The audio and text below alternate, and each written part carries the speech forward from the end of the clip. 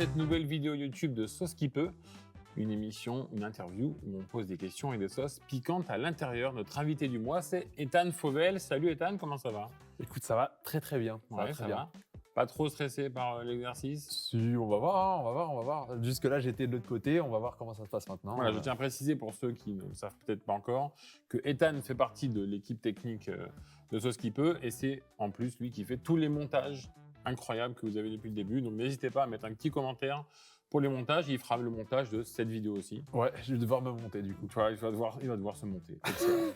Petite présentation de l'invité. Tu es né le 26 mai 2002 à Nogent-sur-Marne, donc en Seine-et-Marne. Tu es l'aîné de 4 enfants, donc tu as une sœur et 2 frères. Pour tes surnoms, donc on a le fameux, pour ceux qui le connaissent, Fèche26 et Phasme du 77. Ouais. Est-ce que tu peux nous expliquer rapidement comment on passe de Ethan à Fèche26 ou Phasme du 77? Phasme, c'est parce que j'ai un peu la peau sur les os et je l'avais encore plus, je pense, avant. Et j'aimais bien danser sur Just Dance, etc. Et du coup, vous voyez faire des mouvements un peu de contorsionniste, je sais pas quoi, un peu comme ça. Du coup, je m'étais appelé Phasme du 77, ça me faisait rire. J'aime bien je trouve que c'est bizarre, c'est un sexe.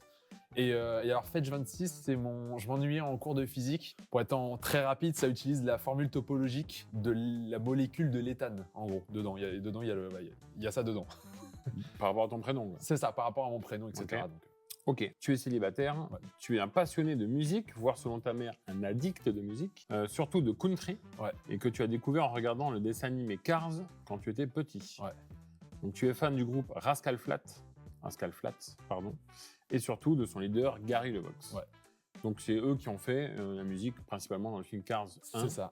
C'est de là que tu as découvert la country, quoi. Bah, en fait, je pensais, et quand je recreuse un peu avec mes parents sur ce qu'on écoutait quand on était jeunes et tout, je me rends compte qu'il y a quand même des tendances déjà un peu country, folk et tout.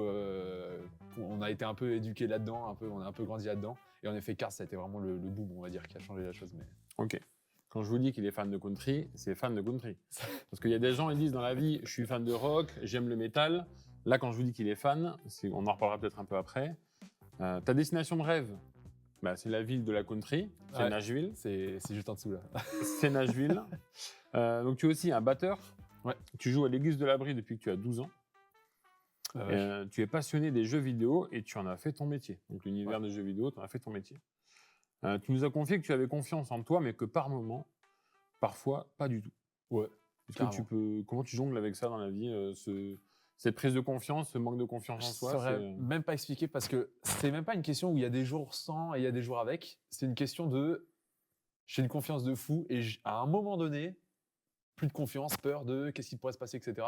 Et puis après, moi, je suis quelqu'un qui généralement, en voyant une épreuve arriver, je réfléchis au pire et dans l'épreuve, je pense au meilleur, tu vois. Du coup, généralement, quand je réfléchis au pire, c'est là où je perds confiance, où je me demande, etc. Je me dis, mais je vais tout foirer.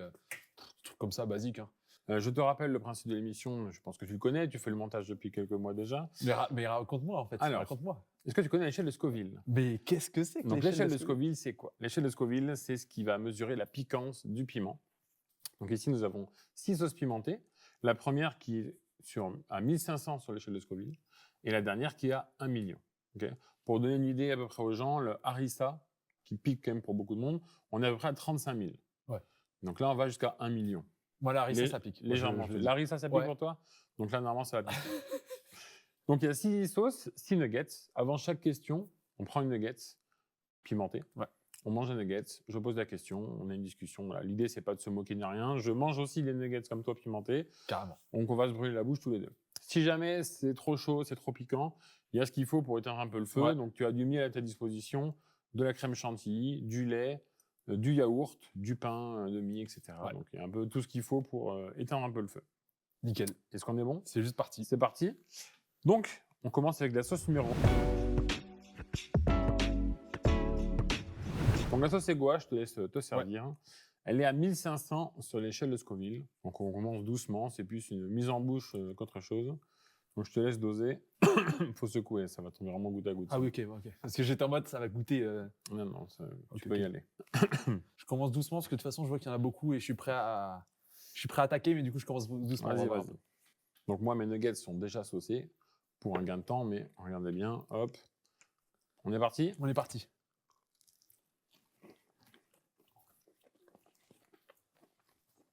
quoi ton rapport à la sauce pimentée, toi, le piquant en général? Je pense être le représentant parfait de la moyenne mondiale ou française, tu vois. C'est-à-dire que Mondial, c'est compliqué parce qu'il y a des pays ouais, qui non, mangent c'est vrai beaucoup plus qu'il y a des salé. pays là. Moyenne Non, mais dans le française. sens où quand les gens ils me disent moi je tiens bien, moi je tiens pas du tout. Enfin, tu vois, moi je suis vraiment au milieu. Généralement je me représente plutôt pas mal au milieu. Parce que pour moi, le tabasco, ça pique, mais j'en mets dans mes plats, j'aime bien, tu vois. Je Ok. fais un peu T'as bien relevé un peu tes plats C'est ça. sans forcément que Ça m'arrive pas souvent non plus, mais ça m'arrive et. La sauce Eggoa, ça va. Oh, tranquille, oui, c'est bien, c'est bien. Ok. Mais tu vois, je sens déjà un petit peu le piquant. Ça arrive petit à petit. C'est sympa. normal. Ta maman nous a confié que tu es un original. Par exemple, il t'est arrivé d'aller à l'école avec 2 chaussures différentes. Ouais. Ouais. C'est une volonté Alors, ou... non, sache que je m'en souviens même plus, mais que c'est 100% vrai, c'est sûr et certain. C'est comme ça que j'étais avant. J'oubliais mon sac, mais à l'école, pas chez moi. Au retour, pour les devoirs, je sais Oh pas non, comment je vais quel faire. dommage. Tout est à l'école. Elle dit d'ailleurs que tu es un original ou légèrement décalé, libre et que tu as beaucoup d'humour. Donc on a demandé un peu à ta famille et à tes proches ce qu'ils pensaient de toi. Ton ami Mathieu Carup, qu'on a reçu aussi à Sauce qui peut, qui a fait un passage remarqué et remarquable. Donc ton ami Mathieu dit que tu es travailleur, persévérant et passionné. Et moi je me suis aussi soumis à l'exercice parce qu'on se connaît quand même Ouais. bien. Pour ceux qui ne savent pas, je suis aussi le parrain d'Ethan. Donc on commence à bien se connaître. Moi j'ai dit toi que tu étais quelqu'un de bienveillant, de serviable et de passionné. Qu'est-ce que tu penses un peu de toutes ces descriptions de libre, beaucoup d'humour, travailleur, persévérant, bienveillant, passionné? Ouais, c'est cool. Bah, c'est un peu à ça que j'ai envie d'aspirer, donc c'est cool si jamais les personnes me décrivent comme ça. Donc, non, ça fait Tu te plaisir. reconnais en ça? Ouais. Te concernant, toi, tu as répondu que tu es passionné, tryharder slash travailleur Ouais. et déterminé. Ouais, donc ça rentre bien dans ce qui À a ton été dit, avis, quoi. ça devient d'où ce côté passionné? Je sais pas, j'aime trop. Quand j'étais à l'école, j'étais quelqu'un qui était un petit peu dissipé en cours et je rêvassais un petit peu. Je sais pas, petit à petit, j'ai commencé à aimer apprendre, j'ai commencé à aimer découvrir les trucs et tout. Et aujourd'hui, je peux passer des heures devant des vidéos YouTube pour apprendre des nouveaux trucs qui me serviront jamais, mais j'aime trop, quoi. Je trouve ça trop bien. Donc, ouais. Je connais ça. Après, moi, c'est pour des trucs un peu plus perso, mais... Oui, c'est ça. Mais même parfois, ça peut être un peu plus perso et en fait, juste, j'aime trop découvrir. Ouais, c'est génial. On passe à la sauce numéro 2, C'est parti. tranquillement. Sauce numéro 2, la sauce sriracha. Donc, on passe de 1500 à 15 000 sur l'échelle de Scoville. 15 000 direct, hein. x10. x10. On va pas toujours faire x10, mais là, on commence un peu plus, ouais. Peut-être x20 parfois. Non, je crois que ça descend en termes de multiplicateur. Petit joueur sur la sauce sriracha. J'avoue. Mais tu sais quoi, j'en prendrais beaucoup sur la troisième. Tu m'as dit qu'elle était très bonne. On est parti, sauce sriracha. Je te laisse montrer à la caméra que sur les gens Quand voient même, un peu, histoire de. Voilà, j'en ai mis. histoire de voir qu'il a mis 2 gouttes.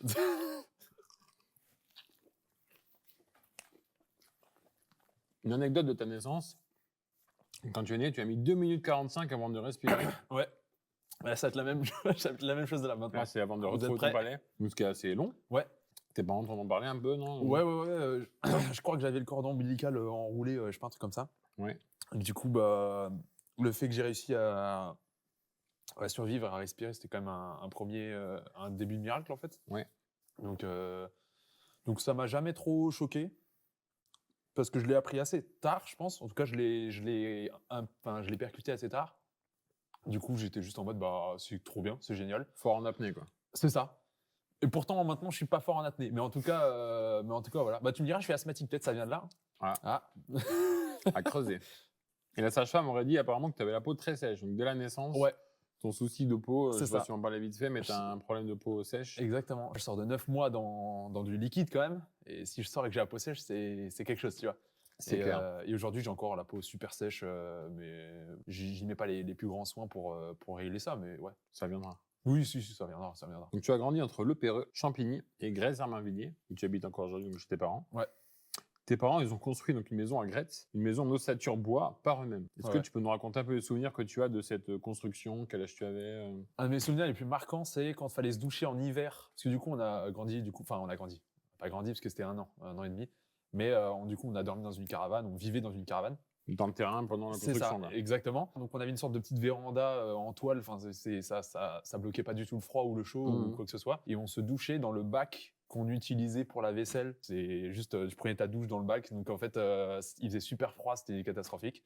Mais c'était très drôle, très sympa. Ça fait des souvenirs. Tu passais pas des plombes sous la douche du coup? Non, c'est ça, non, et même aujourd'hui, peut-être que ça vient de là du coup. C'est des douches express. Peut-être. Vous avez pris le rythme. C'est ça.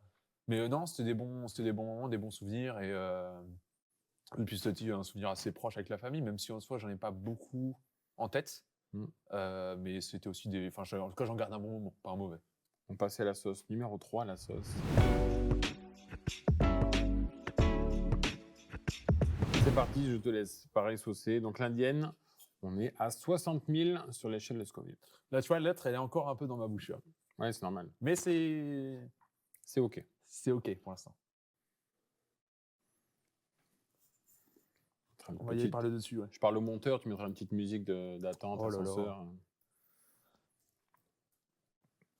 C'est un peu mieux ou pas? Je sais même pas. De toute façon, bon, celles-là, elles sont à fond, je pourrais pas tricher. Donc, Ça m'a l'air mieux. Hop, On est parti. Encore un peu. Yes. Sauce numéro 3. Donc indienne, un peu plus sucrée, curry mangue. Ok. Elle paraît moins épicée.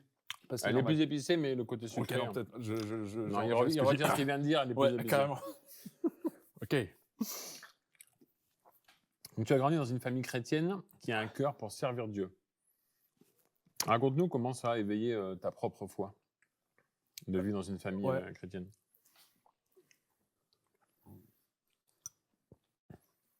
C'est pas mal le miel. Moi, du coup, je pense que j'ai toujours été croyant, enfin, j'ai toujours cru en Dieu.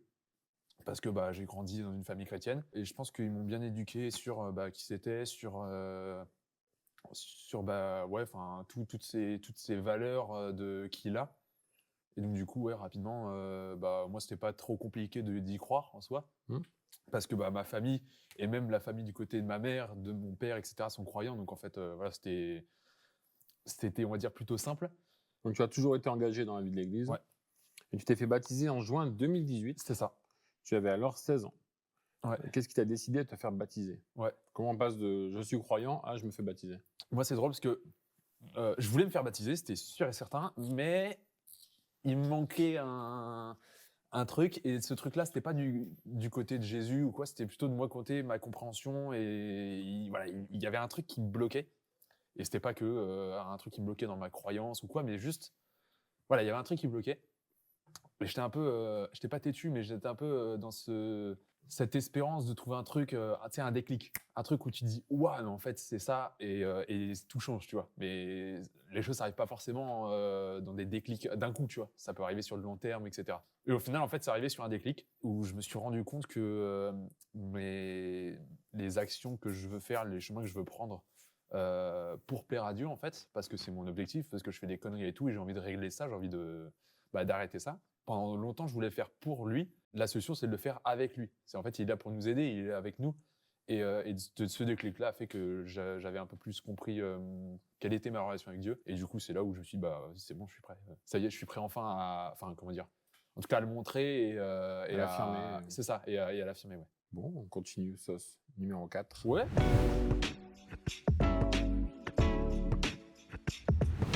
Donc à partir de maintenant, les nuggets sont déjà saucés. Pas de triche. Il n'y a pas de triche, c'est moi qui ai dosé, les amis, je vous assure, j'ai dosé. Carrément. J'avoue, j'ai été un peu timide au début. Fini la timidité. Donc on est à 100 000 sur l'échelle de Scoville. C'est parti. Ok, vas-y, go. Là, c'est le gap. Ouais.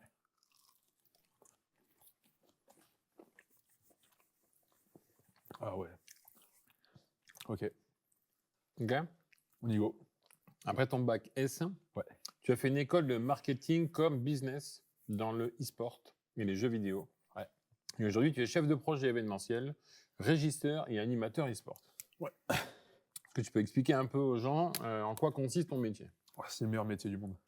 Non, en vrai, c'est un métier où tu fais 10 métiers en un. Attends, je vais boire un peu. En fait, tu fais 10 métiers en un parce que c'est un milieu qui est assez jeune.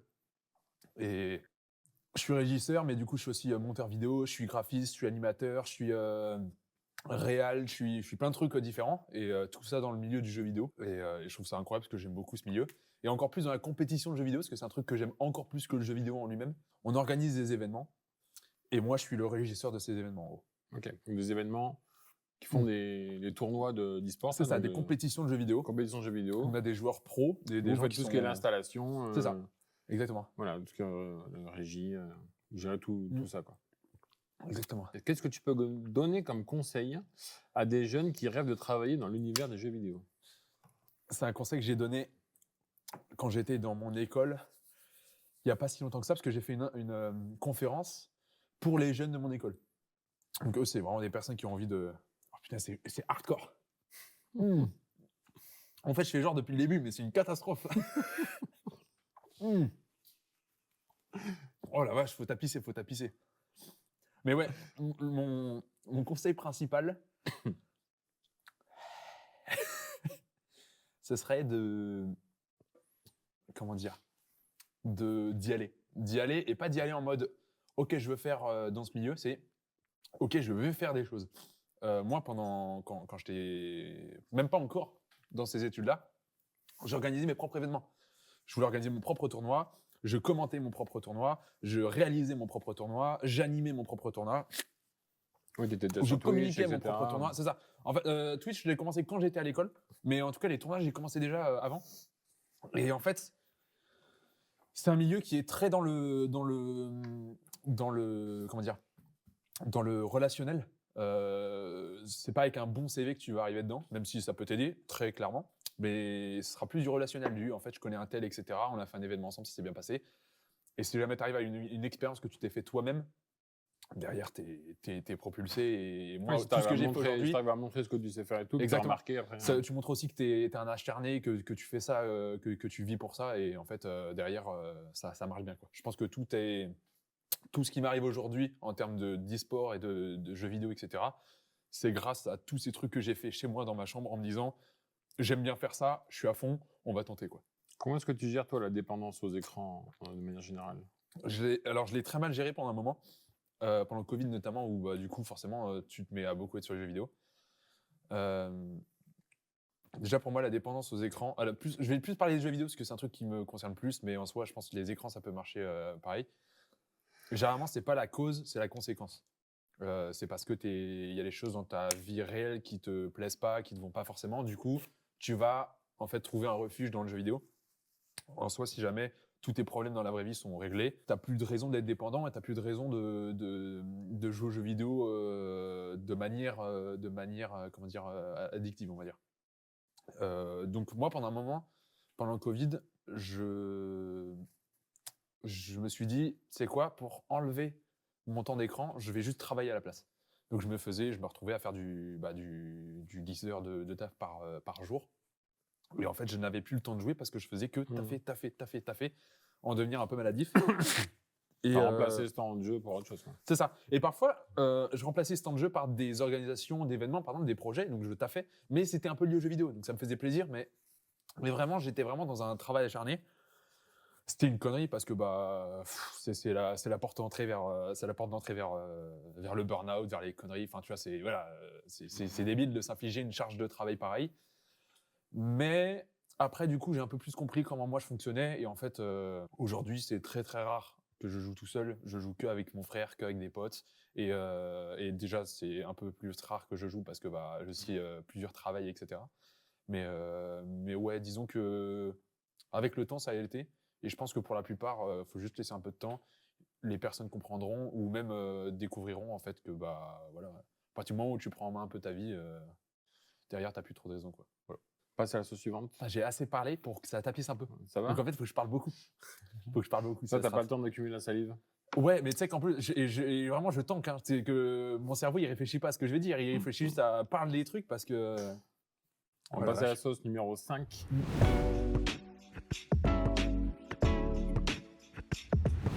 C'est la sauce Armageddon. Oh là là là là. Donc là, on était à 100 000. Là, on passe à 500 000. Oh là là là là là. On y va, hein? On y va? Écoute. Armageddon, c'est parti.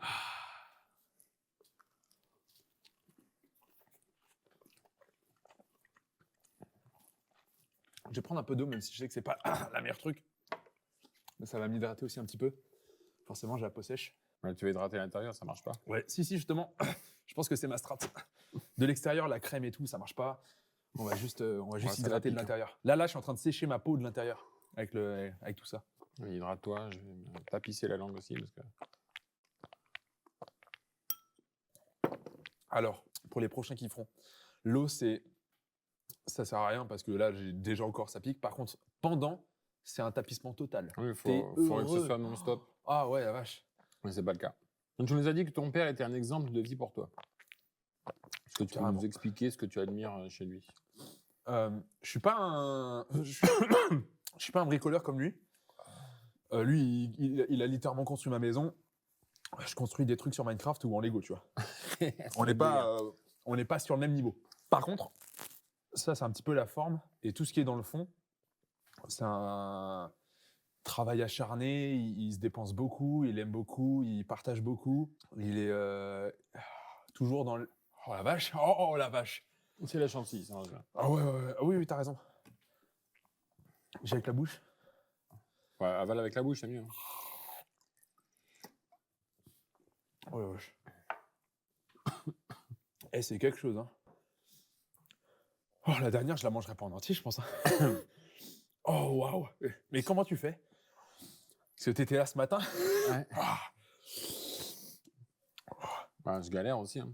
Hmm. C'est pas une partie de plaisir. Mais... Ah ouais. Oh, vache. Ça, c'est vraiment pas mal. Hein. Je vais m'en enquiller 2-3, je pense. Donc ton papa, du coup. Ouais. En fait, travail acharné, donner de l'amour, donner de l'aide, toujours apprendre toujours plus. C'est en lui qui me l'a appris.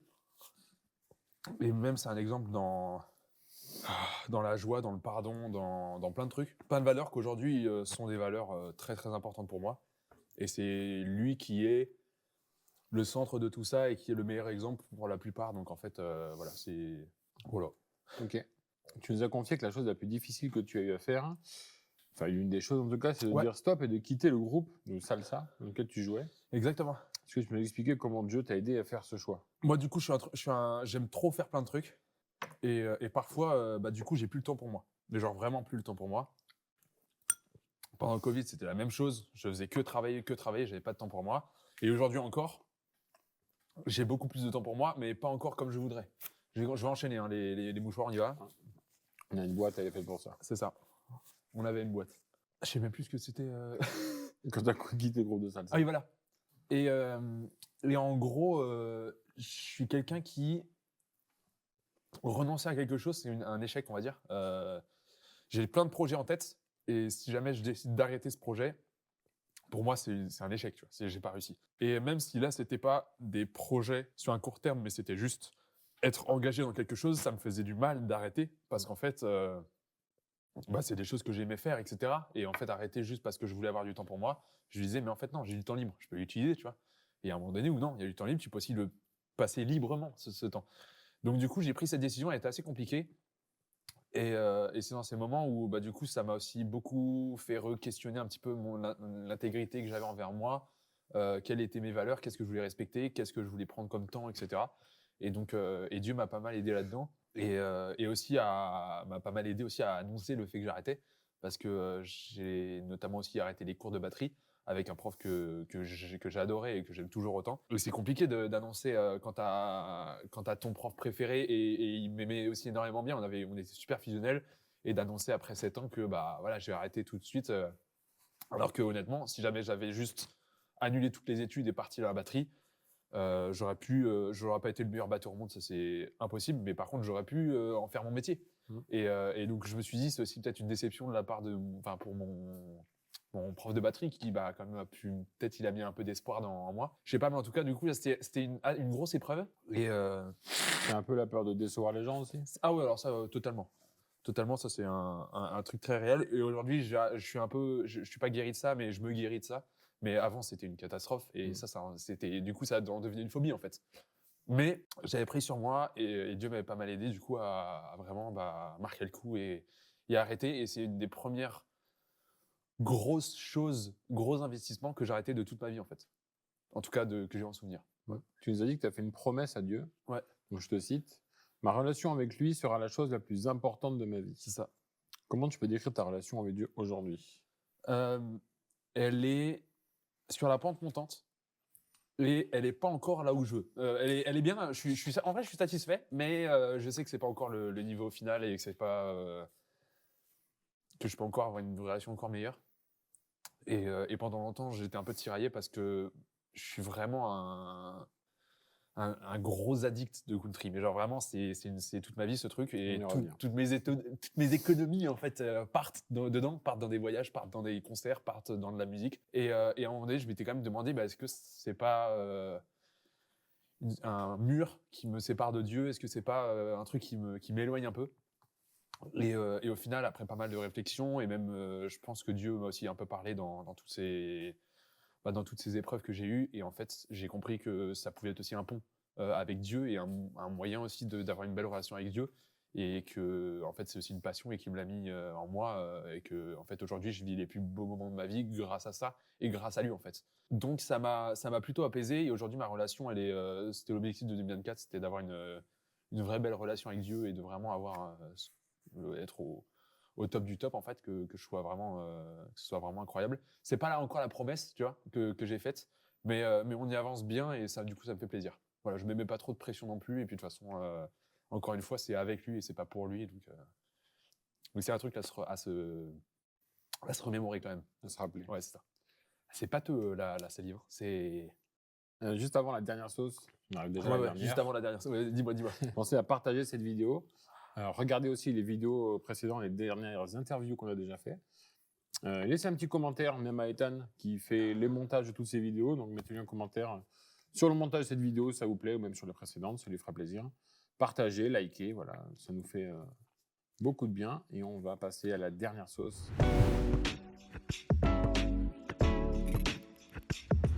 Ethan, est-ce que tu es prêt? On va passer à la dernière sauce. C'est la sauce tsunami. Je crois que c'est le meilleur yop que j'ai bu de toute ma vie. C'est le meilleur yop de sa vie. Il a une saveur. On y va là, c'est parti. On est parti pour la tsunami. Donc, on est à 1 million sur l'échelle de J'en tremble, hein. C'est une folie. Hein. On chine pour la dernière? Vas-y. Et je vais pas tout prendre. Hein, mais si, il va le faire.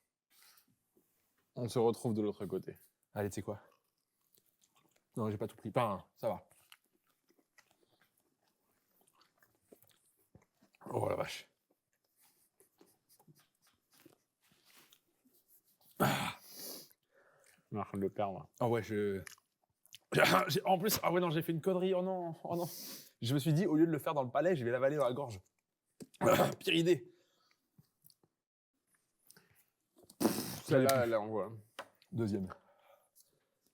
Celle-là, elle envoie. Oh, je vais y aller à l'eau. Hein. Je vais garder ça ici. Bon, la chantilly, ça marche. Dis-moi. pas. Enfin, dis-moi, mais peut-être je te redemanderai de répéter. À l'église de l'Abri, tu es batteur, tu chantes et tu joues à Familissime, le spectacle pour les familles qu'on a une fois par mois ici à l'église. Tu es animateur du Jump, donc pour les adolescents, collégiens. Tu es dans l'équipe donc, de Sauce qui peut, tu aides à la réalisation et tu fais le montage. Ouais. Et tu es très impliqué en règle générale dans la vie de l'église. Qu'est-ce que cet engagement pour Dieu t'apporte personnellement? Pardon, attends. Je crois que j'ai capté la question. Et je vais y répondre. Vache, non mais attends, mais ça coule tout seul. Tiens, c'est ça. J'ai cru que tu allais me filer la note pour que je puisse lire, parce que là... non, c'est bon, j'arrive encore. Pardon, ça pleure, hein, ça...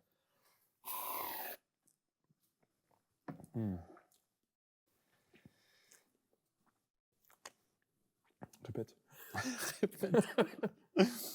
Qu'est-ce que cet engagement pour Dieu t'apporte personnellement?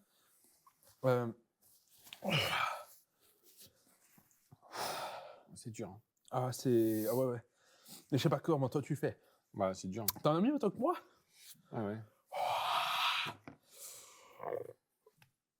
T'as entendu? Je sais pas si le micro a capté ce qui vient de se Alors, passer. je ne sais pas. Je sais même pas si ça a capté. En fait, c'est aussi une manière à moi de m'impliquer encore plus dans ma relation avec Dieu. Est-ce que tu veux de cette phrase? Je reviens dans 2 minutes. Vous mettrez les mots dans. Ouais, c'est ça. Je les phrases dans l'ordre. Hein. Je cutterai et comme ça, ce sera un peu compréhensible. Encore un. Mais est-ce que tout le piment sort par le nez à la fin ou? Non, je crois pas. Hein. Que la Il vache, ressort, mais ça pas, coule. pas par le nez. C'est vrai. Vache. Comment les autres ont fait? Comment ils ont fait?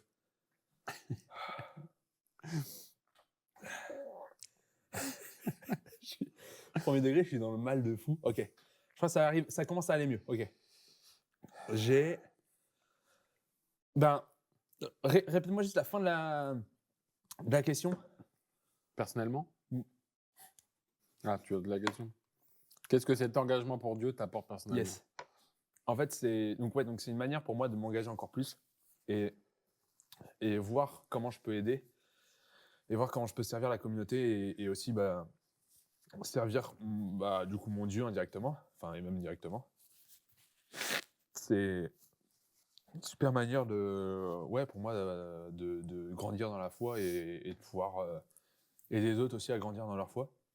Donc en fait, là où j'ai des compétences, où je peux aider, j'aide et ça me fait trop plaisir et en fait ça sert les autres mais ça me sert aussi moi. Donc quand c'est gagnant-gagnant, je vois même pas pourquoi j'arrêterais, tu vois. On t'a demandé quel était ton verset préféré et tu nous as dit que c'était dans Deutéronome, chapitre 31, verset 8. L'Éternel marchera lui-même devant toi, il sera lui-même avec toi. Il ne te délaissera pas, il ne t'abandonnera pas. N'aie pas peur et ne te laisse pas effrayer. Qu'est-ce qui te touche particulièrement dans ce verset? Tu veux que je te dise? Il y a un rapport avec la country. Ah, il y a un rapport avec la country. Il y a une musique magnifique des Rascal Flatts, country, dans laquelle ils ont fait exprès de pas forcément trop décrire de qui ça parle, comme ça peut venir d'une personne, tout comme ça peut venir de Dieu. Et Deutéronome, donc là le verset, c'est exactement le principe du morceau. En fait, t'es dans la tourmente, t'es dans la tempête, mais moi je suis avec toi et je te laisserai pas. C'est un verset du coup qui me touche beaucoup et qui m'aide beaucoup parce que je m'inflige et je me suis infligé et en fait ça arrive encore un peu souvent, hein, ça arrive. Hein. Je m'inflige des charges mentales et des charges physiques, des charges de travail assez fortes. Et il y a toujours des moments où je suis dans des downs, etc. Je connais assez mon corps maintenant pour arriver à flirter avec le burn-out, mais ne pas être dans le burn-out. Je connais assez bien mon corps et je le respecte assez bien. Par contre, ouais, je me fais quand même un peu mal. Et ce verset, du coup, comment dire, il me rappelle en fait constamment que je suis pas tout seul et que c'est juste une phase, ça va passer. Et voilà. Et ça m'aide beaucoup. Qu'est-ce que Dieu a profondément changé dans ta vie? En vrai, moi je dirais tout, enfin profondément tout. Je m'imaginerais même pas une seule seconde de où est-ce que je serais aujourd'hui si jamais je n'étais pas croyant depuis que je suis jeune et si jamais je n'avais pas donné ma vie à Dieu parce que le nombre de fois où j'ai des occasions de faire des conneries monumentales, de prendre des chemins, des chemins qui sont pas bien et que je l'ai pas fait parce que je suis croyant, parce que Dieu aussi m'a aidé ou parfois même il a juste fait le taf sans que je fasse rien, hein, ça arrive. Et du coup, je dirais tout. Mais je pense qu'aujourd'hui,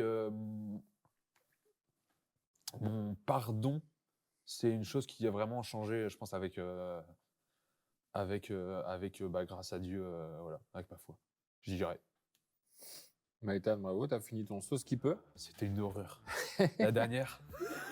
La dernière 1 million. Mais là, ça va, tu vois. Là, je suis en chaud, mais c'est tellement moins qu'avant que ça y est, on peut discuter si tu veux. Là, je peux reprendre 30 minutes. Ça chauffe minutes. encore, mais ça va. Ah ouais, il y a des moments où je me suis dit, ah vache, l'estomac, là, il va pas aimer, là.